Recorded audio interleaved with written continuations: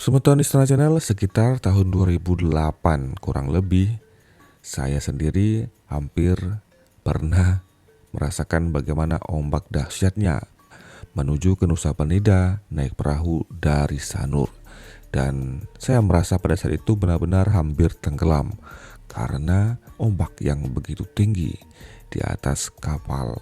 Saya merasakan bagaimana detik-detik itu dan bertanya dalam hati, kenapa tidak ada pelaksanaan atau pelabuhan yang memadai untuk tempat seindah ini.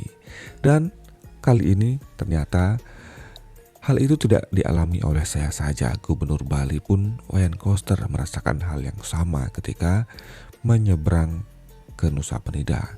Berdasar dari pengalaman itulah, sekali ini sebuah pelabuhan megah berdiri di Nusa Penida.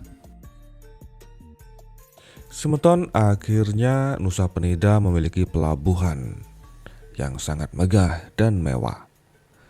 Gubernur Bali Wayan Koster bersama Kapolda Bali Irjen Polisi Putu Jaya Danu Putra menghadiri upacara pemelaspasan Pelabuhan Sampalan di Nusa Penida, Klungkung pada Jumat Sukrepaing Sinta, tanggal 1 April 2022 yang didampingi oleh Bupati Klungkung Inyoman Suwirta dan Kepala Balai Pengelola Transportasi Darat wilayah 12 Provinsi Bali dan Provinsi Nusa Tenggara Barat Muiz Thohir.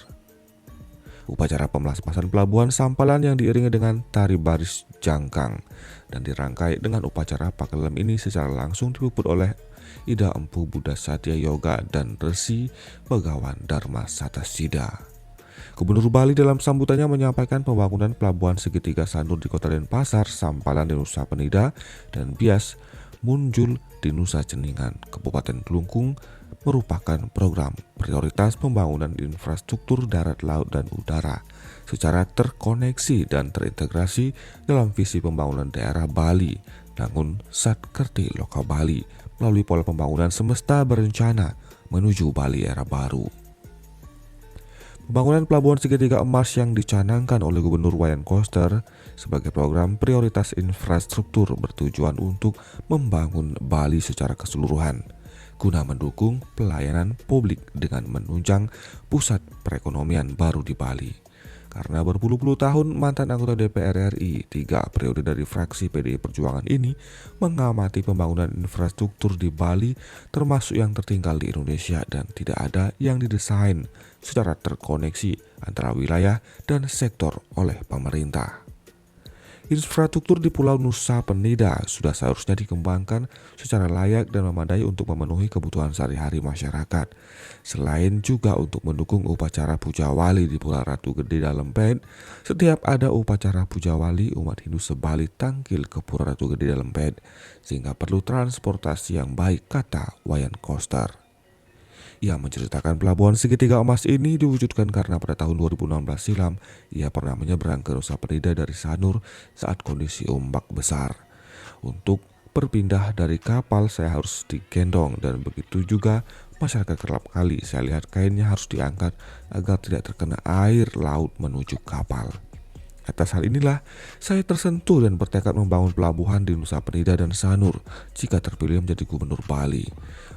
Masalah begini tidak selesai-selesai bertahun-tahun.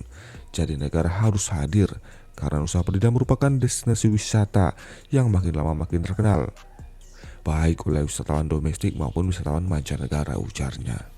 Dengan niat tulus dan cita-cita yang besar, Wayan Koster menyampaikan rasa syukurnya karena doanya terwujud menjadi gubernur Bali.